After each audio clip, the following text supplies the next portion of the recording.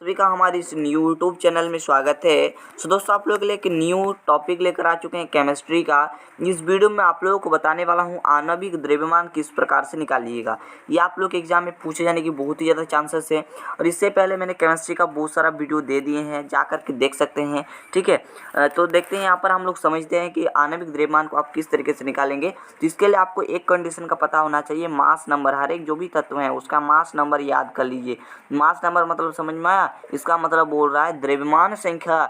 हमारा कोई भी एलिमेंट है, ठीक है, कोई भी एलिमेंट है हमारा, तो एलिमेंट का उसका परमाणु संख्या यानी कि एटॉमिक नंबर और मास नंबर याद आपको होना चाहिए। ठीक है, अभी भी याद नहीं है तो कम से कम 1 से लेकर 20 तक आप लोग याद कर लो। अगर आप लोगों से ये भी नहीं हो रहा है तो बता दीजिए, इसका भी हम ट्रिक बहुत ही जल्द ला देंगे। ठीक है, क्या कोई नहीं, चलिए हम लोग इस वीडियो को स्टार्ट करते हैं। तो देखिए किस तरीके से बनाएंगे। तो यहाँ पर मैं पूरा कॉन्सेप्ट आपको समझाता हूँ और इससे रिलेटेड क्वेश्चंस भी कराता हूँ अभी। ठीक है, यहाँ पर क्वेश्चंस भी देख लीजिए, लिए हैं हम कुछ एग्जाम्पल के तौर पर। सबसे पहले यहाँ पर समझा देते हैं, उसके बाद हम लोग क्वेश्चन की चर्चा करेंगे। ठीक है, तो जैसे मान लो हमने लिया CH4 यानी कि मेथेन। ठीक है, मेथेन ले लिया। तो देखो इसमें क्या करना है सबसे पहले, चलिए इसको हम लोग थोड़ा ऊपर लिखते हैं ताकि आप लोग को समझाने में अच्छा हो। ठीक है, तो देखो हमने लिया CH4। ठीक है, CH4 लिया। तो देखो कार्बन यहाँ पर सबसे पहले आ रहा है कार्बन, उसके बाद आ रहा है हाइड्रोजन। तो देखो दोनों चीज़ का मास मैं आपको दिखाता हूँ। सबसे पहले बताओ कि कार्बन का मास कितना होता है। तो देखिए कार्बन का जो परमाणु संख्या होता है 6 होता है और उसका मास जो होता है कितना होता है, 12 होता है। ठीक है, तो इसका मास हो जाएगा 12। यहाँ पर लिखना है 12 प्लस देना है, उसके बाद क्या लिखना है, ध्यान से सुनना। यहाँ पर हाइड्रोजन है तो हाइड्रोजन का जो मास होता है वो 1 होता है, लेकिन यहाँ पर देख लीजिए यहाँ पर H4 है ना, तो यहाँ पर 4 के साथ गुना हो जाएगा, यानी कि 1 गुना में 4 लिख सकते हैं, यानी कि 12 प्लस में 4। तो 12 और 4 मतलब कि यहाँ पर बोल रहा है 12 और 4 कितना होता है। तो आप लोग बोलेंगे भाई ये 16 होता है, तो हमारा 16 हो जाएगा। इसका करेक्ट आंसर समझ में आया। इसी प्रकार से लिखना है, 16 लिखना है, उसके बाद U यानी कि यूनिट। ठीक है, ये चीज़ आपको समझ में आ गया। अब देखते हैं, मान लो यहाँ पर हमें O2 का निकालना हो तो क्या होगा। तो चलिए देखते हैं। देखिए एक ऑक्सीजन का कितना होता है, एक ऑक्सीजन का होता है 16। ठीक है ना, तो 16 होता है इसका मास। तो आप देखो जिसका परमाणु संख्या देखिए ऑक्सीजन का तो 8 होता है, इसका मास होता है 16। ठीक है, तो आप ध्यान से देखो यहाँ पर O2 है हमारा, क्या है O2 है यानी कि ऑक्सीजन। तो देखो इसको किस तरीके से निकालेंगे। देखो यहाँ पर 2 गुना में 16 कर देना, या फिर 16 प्लस में 16 कर देना, तो आपका 32 यूनिट आ जाएगा। ठीक है, उसके बाद और उदाहरण लेते हैं। चलिए यहाँ पर उदाहरण ले लिया मान लो Cl2 का। ठीक है, Cl2 ले लिए। अब देखो Cl का कितना होता है, तो Cl का जो मास होता है वो होता है 35.5। ठीक है, ये होता है।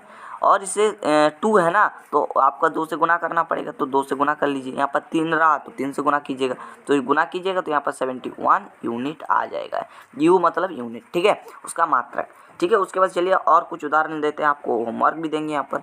जैसे मान लो हमने लिया क्या, यहाँ पर और एक तो ले लेते हैं। चलिए C2H6 ले लिया। चलिए देखते हैं इसको हमारा किस तरीके से निकालेगा। देखो कार्बन जो हमारा है इसका मैंने मास किया बताया, ध्यान से सुनना। कार्बन का मास होता है 12। आप देखो हाइड्रोजन का सुन लो, तो हाइड्रोजन का होता है क्या, 1 होता है मास उसका, द्रव्यमान संख्या भी और परमाणु संख्या 1 होता है। आप देखिए यहाँ पर 6 है ना, तो 6 से गुना करना पड़ेगा। यहाँ पर 1 गुना में 6 कर देना तो हमारा 6 आ जाएगा। अब देखो इसको किस प्रकार से करना, कार्बन का कितना होता है 12, तो यहाँ पर C2 है कि नहीं, तो 2 गुना 12 हो जाएगा, 2 गुना 12, फिर प्लस देना है, फिर यहाँ पर 1 गुणित यहाँ पर 6 हो जाएगा। तो यहाँ पर 12 दूनी 24 प्लस में 6, तो दोनों को यहाँ पर जोड़ दीजिए, तो 24 और 6 जोड़ेंगे तो आपका 30 आ जाएगा, 30 यूनिट। यही आपका करेक्ट आंसर होगा। ठीक है, तो मैंने हर एक चीज़ को बता दिया। तो दोस्तों आप लोगों को होमवर्क देते हैं ये दोनों, NH3 का क्या होगा, CH3OH का क्या होगा, आप लोग कमेंट में लिखना है इस जो है ये को। ठीक है, दोनों होमवर्क। ठीक है, सबसे पहले देखो एक ही बार में लिख देना, पहले 1 नंबर देना, उसके बाद लिखना NH3, इसका जो आंसर होगा बराबर की साइड लिख देना, और जो CH3 इस प्रकार से लिखना, और इसका जो आंसर होगा इसे लिख देना। ठीक है, ताकि मुझे पता चल जाएगा आप लोग पढ़ रहे हो। ठीक है, तो यहाँ पर देखिए और सिंपल उदाहरण है, ये भी बता देते हैं। यहाँ पर है H2। ठीक है, H2 है। आप देखो H2 हाइड्रोजन का आप लोगों को पता होगा 1 होगा उसका मास। ठीक है, उसका मास जो होता है 1 होता है ना, उसका मास क्या होता है 1 होता है। तो यहाँ पर H2 है, तो यहाँ पर 1 गुना 2 हो जाएगा, तो आपका इसका राइट आंसर 2 हो जाएगा, 2 यूनिट। ठीक है, ये आपका राइट आंसर हो गया। तो समझ में आ गया होगा। कोई डाउट, कोई दिक्कत, कोई दर्द परेशानी रहा तो कमेंट में बता देना।